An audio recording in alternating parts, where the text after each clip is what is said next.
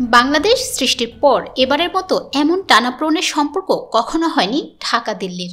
কয়েক দশক ধরেই দুই প্রতিবেশী দেশের ঘনিষ্ঠ সম্পর্ক থাকলেও চলতি বছরের মাঝামাঝি থেকে সেই সম্পর্কে ভাটা পড়েছে।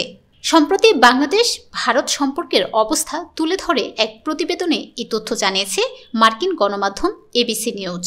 প্রতিবেদনে বলা হয়েছে, চলতি বছরের জুলাইয়ে বাংলাদেশে সরকারি চাকরিতে কোটার বিরুদ্ধে শান্তিপূর্ণ ছাত্র বিক্ষোভ শুরু হয়।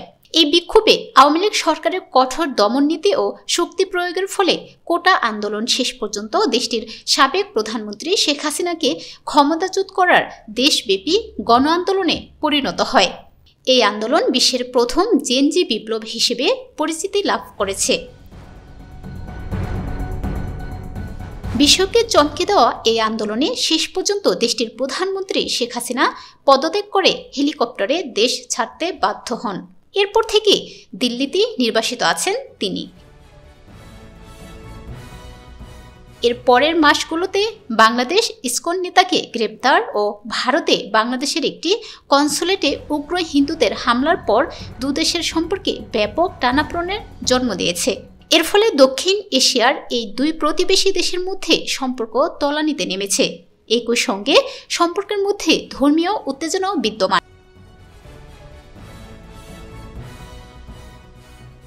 এতে আরও বলা হয়, দক্ষিণ এশিয়ার প্রতিবেশী দেশগুলোর তুলনায় শেখ হাসিনার কট্টর ও স্বৈরাচারী শাসনের অধীনে থাকা বাংলাদেশকে ভারত দীর্ঘদিন ধরে তার অনেক বেশি স্থিতিশীল অংশীদার বলে মনে করেন।